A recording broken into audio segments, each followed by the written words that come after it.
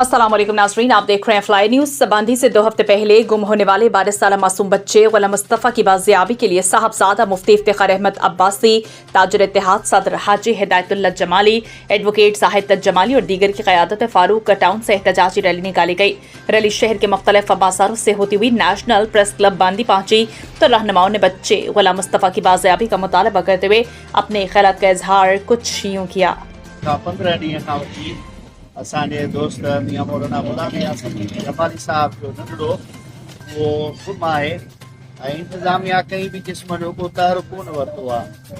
Local इंतिज़ामिया बि कंहिं बि क़िस्म जो को ख़ासि ताउन कोन कयो आहे। मजबूर थी करे अॼु अंजुमन ताजरान बांदी जो सदर साहिबु ऐं शहर जा ज़िम्मेदारान उन्हनि हिकिड़ो एहतिजाजी काल जो सॾु ॾिनो आहे, एहतिजाजी काल कई आहे ऐं दोस्त एहतिजाज निकिता आहिनि। असांजो एसपी साहब खां DIG SBA साहब खां मुतालबो आहे कि महिरबानी करे फौरी तौर ते मियां गुलाम मुस्तफ़ा वल्द मौलाना मोहम्मद यासीन साहब खे बाज़ियाब करायो वञे। पूरा मन एहतजाज घुरायो आहे। निकितासीं असां इंतिज़ामियनि जे आला बाला अफ़ीसरनि खे गुज़ारिश कयूं था त कंहिंजो बच्चो अगवा थी वियो आहे, अञा ताईं तव्हांजो को बि इंतिज़ामिया हुन जे लाइ को एक्शन न खयो आहे। असां SSP शहीद बेनज़ीराबाद खे अपील था कयूं, DSP दौड़ SHO बांदी जे हिन ग़रीब सां वधि में वधि जेका बि मदद जी अंगड़ थिए ॿारनि सां करायो। इहो बच्चो जीअं बाज़ियाब थी वञे। तमामु वधि में वधि परेशानी जी हालत में आहिनि।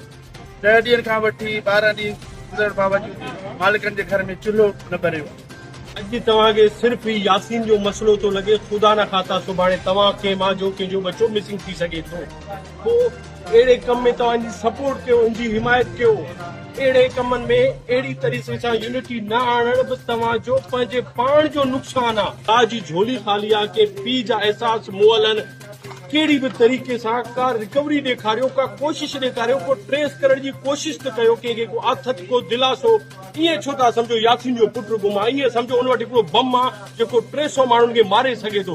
थी सघे उन ज़हन सां सोचे ॾिसो तव्हांखे माण्हू मिली वञे, कोशिश त ॾेखारियो। को फलाणे जज साहब जी बकरी चोरी थी वई आहे के वॾे ज़िम्मेदार माण्हू जो कुतो गुम थी थो वञे त उन जे लाइ हाई लेवल जा अफ़सरान जेके आहिनि उहे तहरुक वठनि था, हलचल मची थी वञे। हिते त माउ खां हिकु बच्चो गुम आहे, हिकु पीउ खां हिकु बच्चो गुम आहे ऐं उन जे लाइ कंहिं बि माण्हूअ खे कंहिं बि क़िस्म जो कोन्हे को इंतिज़ामी एतबार। असांजी पुरज़ोर अपील आहे SP साहब जे DIG बेनज़ीराबाद साहब